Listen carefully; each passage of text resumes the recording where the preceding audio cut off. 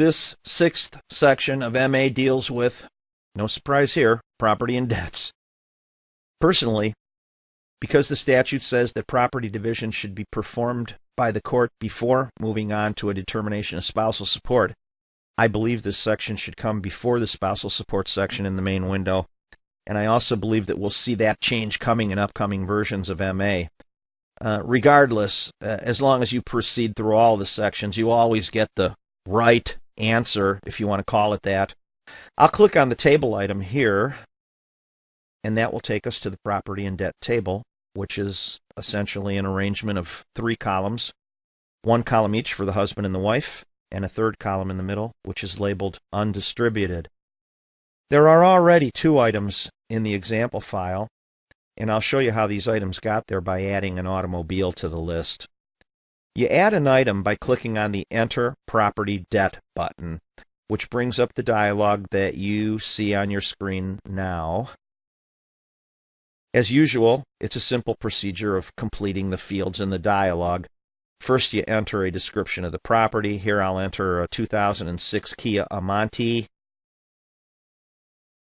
Next, click one of the buttons that tells MA whether this is an asset or a debt. You'll notice that depending on which you pick, the remaining fields of the dialog will appear or disappear in keeping with your selection. Here I'll switch back and forth so you can see it in action. Anyway, next you check whether the property is marital or non-marital property. And below that is an allocated to field that has 3 choices in the drop-down list: none, husband, or wife. Depending on your selection, the property or debt item will appear in the undistributed middle column or the husband or the wife's column. Next, you enter the value of the asset or the amount of the debt, and finally a classification of the asset or the debt. There's a different set of classes for each one, and they're pretty easy to understand. I'll only mention that the debt classes are doubled so that for each category you can choose to classify it as an essential or non-essential debt. Obviously, the essential and non-essential classification has a bearing on the ITSE and the Lifestyle reports for purposes of assessing a party's ability to meet their expenses. Double-clicking on an item brings up its dialog in case you need to make changes. I'll double-click on the marital residence item just to show you how this one's been filled out. And I'll call your attention to one other thing. You'll notice that what I've done here is to make the mortgage a separate entry. It's a necessary thing from the standpoint that their treatment requires slightly different sets of fields. Also, you'll inevitably have situations where the asset will be distributed to one party and the debt to another. An example of that would be where the wife keeps the marital residence and the husband assumes the mortgage. There are even situations where you may want to divide a single item into 2, as in the case where the parties may be intending to be made equally responsible for a debt. The neat thing about the table is that once you've made your entries, you can drag and drop items from one column to another. I'll show you. I've placed the marital residence and the mortgage in the center column, the undistributed column. By clicking on the mortgage, I can drag it and drop it in the husband's column. How does TV's Emerald say it? Bam! Just like that.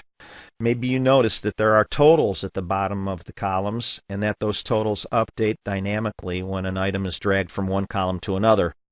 Before I did the drag and drop, the husband's column total was 0. Now you can see that it's showing in parentheses, which denotes a negative number, $165,000, which is the balance due on the mortgage. If the wife retains the marital residence, we can drag that item to her column, and you'll see her column total will update. There. It now shows $775,000. Again, keep in mind that while the property itself does not impact forms like the ITSE or Lifestyle form, or even the spousal support calculation, the debts do, depending on whether you classify a debt as essential or non-essential. There's not really much more to say about this table except that you can see it's really easy to use, and if you have a lot of property and you want to play around testing various equitable distributions. You really can't beat it. I know one magistrate who said she uses it on every property division case she has. What else? Well, there's a button for calculating appreciation that I'm not going to go into except to say that there's a help topic that explains how the calculator works and the case law behind the calculation. Also, there's a button that instructs MA whether to include or not include non-marital property in the totals at the bottom of the page. So if you had an old family heirloom that was in the wife's family for generations, and it is not now and never was considered marital property, you could take that out of the mathematical mix by clicking on the button, yet still keep it in the list for reference purposes. Another thing that's worth noting, I'm going to click on the Close Active Window button so I can get back to the main window, is the summary report. Basically, that's your means of printing the information that you entered in the property and debt table view. You know, as an afterthought, I want to go very quickly back into the appreciation calculator.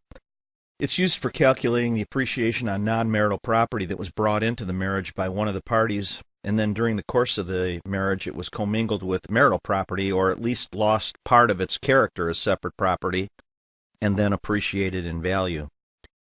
The fields themselves probably have enough text explanation so that I don't think any additional commentary is warranted.